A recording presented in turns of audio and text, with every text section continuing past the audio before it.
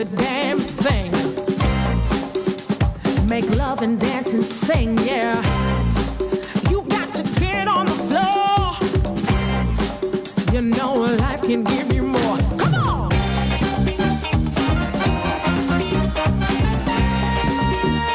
And do the damn thing. Go ahead and do the damn thing. All right. This is Jay Cleary. I'm the producer of the Groovin in the Park Festival. And we're having Soul Motivators play this Friday. And I'm really lucky to have Shahi, the lead singer of the Soul Motivators, with us. How are you doing, Shahi? Amazing. Oh, that's so lovely. Good. You look like you're glowing. Are you just like back from a beach or something? Exactly. Literally just came back from the beach with the kids and my husband. Oh, very nice. So, hey, what I remember when we last saw each other was at Lee's Palace, sold out show, CD release party for Do the Damn Thing, world tour planned. Then what happened? And then pandemic happened and kind of stopped the show, literally. Yeah, that was the last, I guess, public show for the Soul Motivators, the Lee's Palace, our album release party, February 2020. We had a European tour booked, we had a Canada-wide tour booked, and then, you know, the crash of the world. And literally stopped us in our tracks, but it's been good, you know, like I'm seeing a lot more listens on Spotify. So people are at home listening to the music, and I'm noticing, you know, some payments come through from SoCan. So I'm like, okay, people are buying the music, thank God. Mm-hmm. So, you know, while I was stuck at home, me and my husband, we just decided, let's have another baby. And so that's where I'm at. I've just been home with the baby and writing music and collecting little SoCan checks. Wow, well, congratulations on the family, and that's awesome. So from what I understand, that didn't even slow you down. Obviously, with the pandemic, you guys actually kept, you know, working on new material. Like, tell us, like, how is that going? You know, where are you at in that process? Yeah, so with the pandemic, I learned that I needed to get really good on my music software quickly so that I could keep up with recording new music and doing it all remotely, like not going into a studio. So I had to brush up my Ableton skills. And so I've been recording demo vocals and sending them to Mark, and Mark sends me things, and James sends me things as well. And so we just bounce tracks literally from one another until we find something that we're all excited about, and then we'll bring it to the whole band. And so now that things are open, we're starting to rehearse, which is exciting, and like take all these tracks that have just been bouncing around and doing them in person. And so then the songs take on new life and we see what actually has been working. So we've been busy, like it hasn't stopped. We've just kind of spent more time with the creativity side of it. So from what I understand, you guys will probably release a new album before you guys head out on any new tours or. It's looking so, yeah. So, you know, I knew you mostly through joining the Soul Motivators. I know that you have a big history as a performer in your own right. You know, I think you could easily be backed by the Soul Motivator for like a solo project. And I heard Mark say that once upon a time. Tell me just a little bit about your background and like, how did you even end up as the lead singer of the Soul Motivators? So like that almost didn't even happen. Okay. What happened was, obviously, you know, Lydia Prasad, the previous singer of the Soul Motivators, she went on to work on her solo project. And so Soul Motivators is looking for a new singer. And Voltaire reached out to lots of heavy hitter singers in Toronto, some singers who even have bigger names than myself. And I saw the message about a month late. For some reason, his message to me got just mixed up in my inbox, and I found it a month late, and I figured, oh, they probably already found somebody. And he told me some of the other singers they were looking at, and I'm like, oh, they're better than me. They're more known. But my husband was like, you should still just call him and say sorry that you missed the message number one, and just double check. So I did, and he's like, oh, we're actually having auditions this week. Can you come in? And so I went in, it was crazy synergy, and all the guys, like we all like crushed on each other really quickly. And the rest is history. Like they were like, no, we want you. It's your gig if you'll take it. And I'm like, hells yes. Because Nice. a couple things happened. Like the Soul Motivators have this huge track record. They're well known. They have albums. They have presence. But me at the time, I wasn't well known. I've been singing, since I was a kid, but like I wasn't as established. And so Soul Motivators have really helped raise my brand so that people know me. And it's just been an amazing ride, amazing relationship. Well, tell us more about like the ride beforehand. Like, what was the type of stuff you were working on, and what were the projects that you were involved in? So before the Soul Motivators, I wasn't as focused as on becoming an original artist. I was doing a lot of like wedding gigs, bar gigs. I was hosting my own open mics. Like before Soul Motivators, my vision for my career was not as grand as it is now. Still like having fun and entertaining folks, but not to the level that the Soul Motivators helped me get to. Well, I know that you've rubbed shoulders with some other, Canadian luminaries. Tell us about your work with Gowan. I was always curious about that. Oh my God. Oh, that's been amazing. That's honestly all thanks to my good friend Cleopatra Williams. She was working with actually Lawrence Gowan's brother, Terry Gowan, and I met Terry Gowan at one of Cleopatra's events, and he said, "You know what? My brother is looking for a backup singer to go on tour," and I was just like, "Oh, really? Like me? Okay, sure." And so like I literally toured Quebec and Ontario with Lawrence Gowan, like doing all his big hits, songs that we've been hearing on the radio forever. And he's just such a professional, such a gentleman. I actually toured with him when I was about 4 months pregnant. Wow. And we were on a sleeper van, and usually the star of the show takes the bedroom in the sleeper van.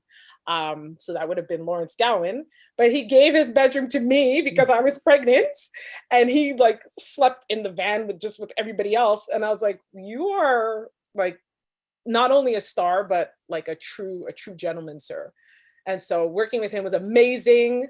Again, it was crazy education, working with someone who is such a professional and who has been a professional in the business for so long. And so I'm truly humbled and honored. Wow, that's an incredible story. So, you know what I wanted to do is just take a quick break and play one of your videos. Set this up for me. It's going to be the do the damn thing. The music video is awesome. Like, how did the song come about in the video? Yeah, awesome. So the song is written by Nigel Pitt, who is the previous percussionist from the Soul Motivators. He wrote the song fully. He wanted to write a song for me that really summed up my energy level and kind of my approach to the stage. And so I was very honored that he wrote that song for me. And I hope that I've done him justice, but it's Do the Damn Thing. It's all about being completely unapologetic, not letting any obstacles stand in your way as you're going about your life. And yeah, doing the damn thing and kicking life in the balls. Well, let's play that right now. Yeah. Do the damn thing. Make love and dance and sing, yeah. You got to get on the floor. You know life can give you more. Come on!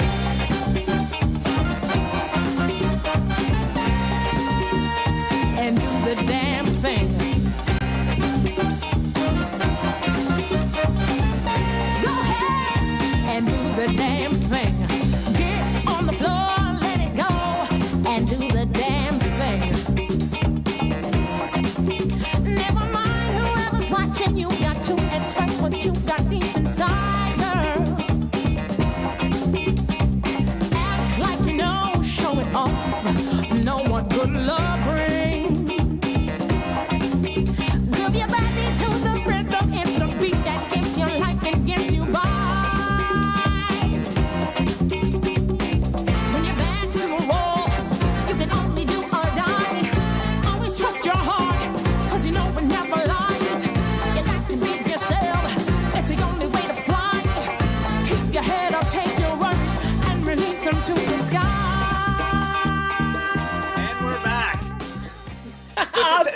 So I really like the animation in that video. Tell us about how did that come about? Honestly, that's completely John Kong's creation with, I can't remember the artist that he collabed with, but that was like John Kong and this artist, they took the song and they were very inspired and they created the video and we all saw it and we're like, it's amazing. And so I love all of it. So that must have been pretty incredible, just coming and watch that visual. So John Kong is the head honcho of Do Right Music, and he is the label owner for the couple of albums that you guys have put out, the Soul Motivators. Tell us a little bit about working with John and your experiences. John Kong is a man of mystery. He's the kind of guy who, he has the best poker face I've ever seen in this business. His face is the same if he loves it or if he hates it, so you're never really sure. But once he gets and he pushes it, you know that he loves it. And so I love working with him. I love that it's really grassroots, his label. I'm excited to see it even expand and for us to do more together. But we definitely love working with John Kong. Cool. And really, I actually worked with John over many, many years, working directly with the label and then, being as his friend and collaborator. So really, this whole show that we're working on is really about celebrating Do Right Music from its, early jazz roots, working with someone like Elizabeth Shepard and Ivana Santilli, to today, which is Soul Motivators and Tush and the Love Me Not. So this has been a really exciting. Do you actually feel like the Do Right has a little sense of family? Oh, for sure. For sure. Like the other artists that are in, that are also signed to Do Right are good friends of ours and the Soul Motivators. I'm really good friends with Camila from Tush. And so getting on a show with her together, it's just like pure sisterhood and awesomeness. Really? Well, I'm really excited. I wanted to play one last video. Maybe set up this one. This was live at the Lee's Palace. We talked about it earlier. This was the seed release party. The live video is incredible. Why don't you just tell us, lead us out this, and we're going to see you on Friday at the 5th annual Groovin in the Park Festival, Do Right Music Showcase at Guildwood Go Station, with the Love Me Nots, with Tush, with Jason Palma, John Kong. Soul Motivators is going to be headlining. Lead us through what you're going to see here in this video as a preview of the concert on Friday. Yeah, so this was our, like I said, our last show that we did before the pandemic. It was, in my opinion, one of the strongest Soul Motivator shows that has happened to date. It was a sweaty, carefree, just love-filled time. And everybody who was in that room, that sold-out room, will testify to how powerful this performance was. And it was not just my doing, it was the energy and the exchange between me, the band, the audience, the bartenders, the staff, and like just circulating back and forth. And so you're going to experience this right now.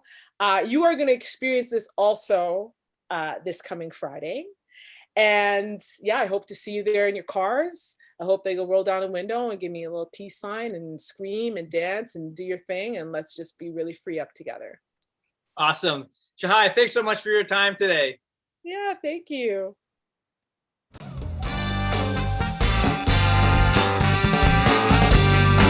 This is Love Thing.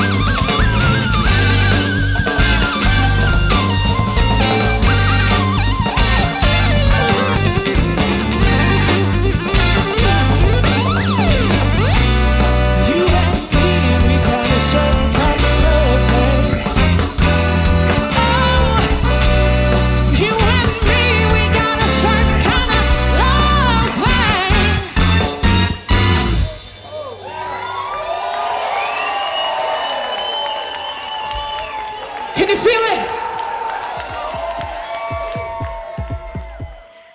Newfunk.ca presents the Do Right Soul Revue Drive-In Concert, Friday, July 23rd, celebrating Toronto's top live music performers, including new disco sensation Tush, hot off the release of their debut album Fantastic, and Canada's explosive funk act, the Soul Motivators, plus hip-hop MC Odario, cinematic soul quartet, the Love Me Nots, and DJs Jason Palma, John Kong, and DJ Keskase, live at the Guildwood Goat Station parking lot on Kingston Road. Doors open at 6 p.m. Tickets via Eventbrite or at beachesjazz.ca. On Friday, July 23rd, we'll be grooving in the parking lot for a night of soul, funk, disco, and dance, safely from the comfort of your own vehicle.